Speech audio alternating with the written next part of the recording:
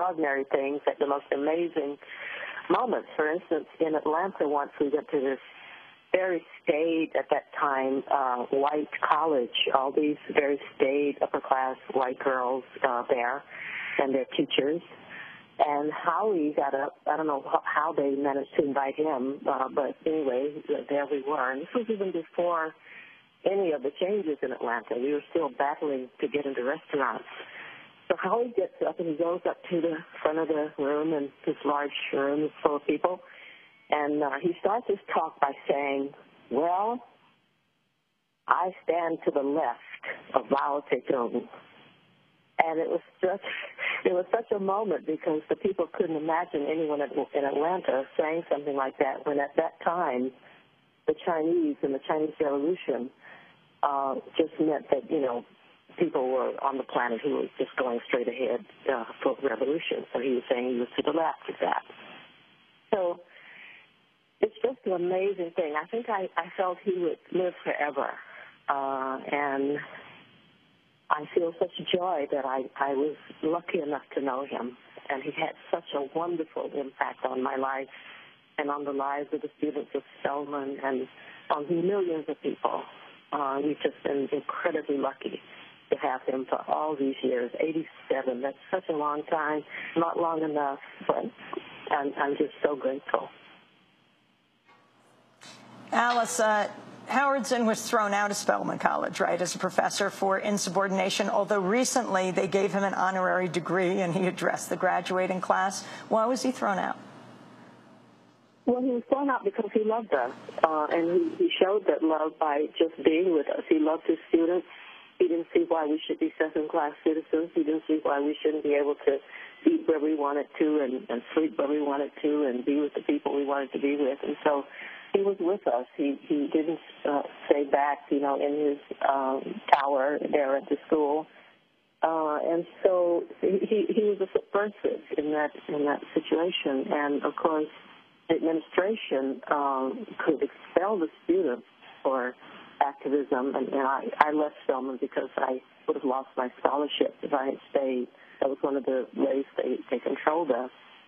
And they tried to control him, but of course you couldn't control Howie.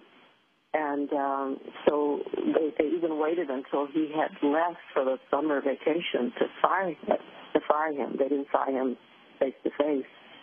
But yeah, he was a radical and a subversive on the campus as far as they were concerned. And our freedom was just not that important to the administration. What they needed was for us not to rock the boat. I wanted to turn to Noam Chomsky, who's still with us on the phone from Boston. Noam, I wanted to ask you about Howard Zinn's role in the anti-war movement in the 60s. In 1968, Howard Zinn traveled to North Vietnam with Father Daniel Berrigan to bring home 3 U.S. prisoners of war. They became 2 of the first Americans to visit North Vietnam during the war. This is Howard Zinn speaking in 1968 after he returned to the United States. Father Berrigan and I, on our way back, this may seem presumptuous on our part, but on our way back from Paris, we sent a wire, I think with our last $15, to the White House, saying something like, we'd like to talk to you, President Johnson. You know, would you please meet with us? We just come back from Hanoi. We've just talked with the Premier Pham Van Dong. We just read in the newspaper that you say the North Vietnamese are not ready to negotiate.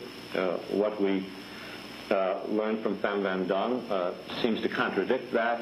We'd like to talk with you about this and about the prisoner release, which we think has been mishandled. But we have not so far received an answer from LBJ.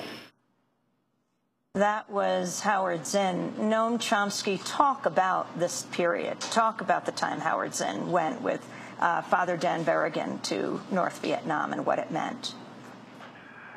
Well, that was a breakthrough, recognizing the humanity of the official enemy. Of course, the main enemy was the people of South Vietnam, who were practically destroyed. South Vietnam had been devastated by then, and that was important. But at least in my view, the more important was the book that you mentioned before, The Logic of Withdrawal, I mean, there was by then, I guess it must have been 1967, a substantial anti-war movement, but it was keeping to palliatives, stop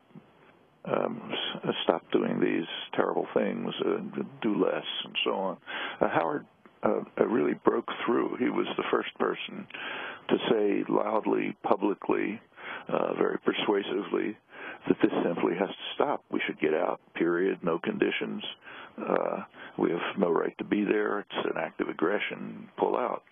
Actually, that was so surprising at the time. It became more commonplace later that he couldn't even, there wasn't even a review of the book. In fact, he asked me if I would review it in Ramparts, just so that, which, left-wing journal was running then, just so people would see it. So I did that. But it sank in pretty quickly, and it just changed the way people looked at the war.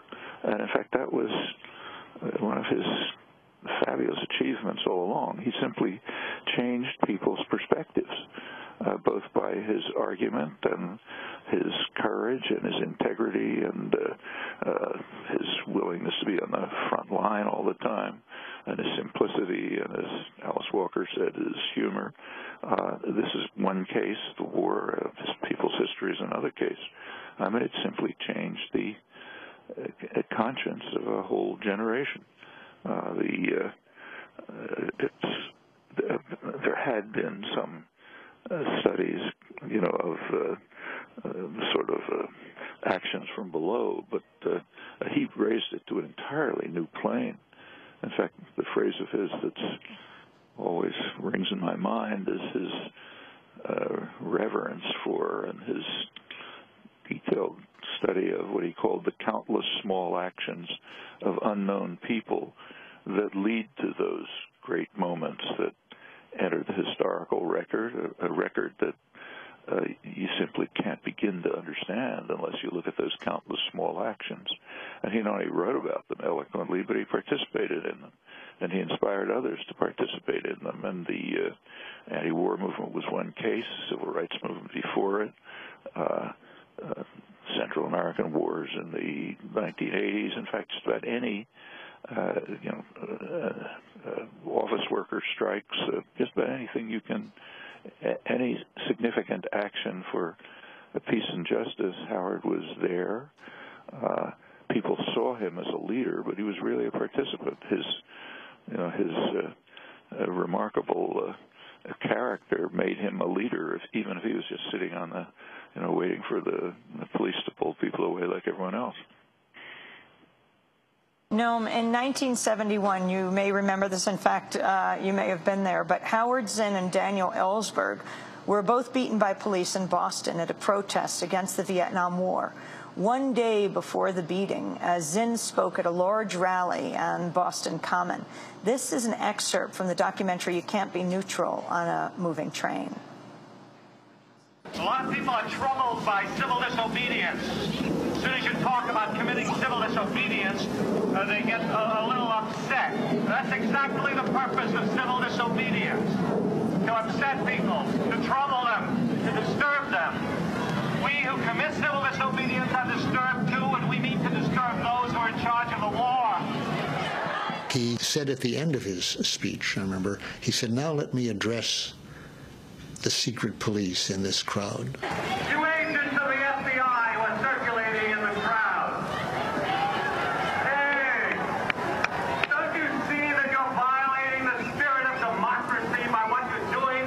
Don't you see that you're behaving like the secret police of a totalitarian state? Well, that cost him a bit, I think, the next day when we were sitting in front of the Federal Building, I have a feeling.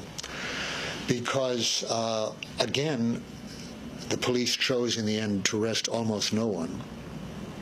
They didn't want arrest, they didn't want a trial, they didn't want the publicity that would be associated with that. They only arrested a couple of ringleaders, and one of those was Howard. And so, let the spirit of disobedience spread to the war factories, to the battlefield, to the halls of Congress, every town and city, until the killing stops, until we can hold up our heads again before the world. Because our children deserve a world without war, and we ought to try to give them that. And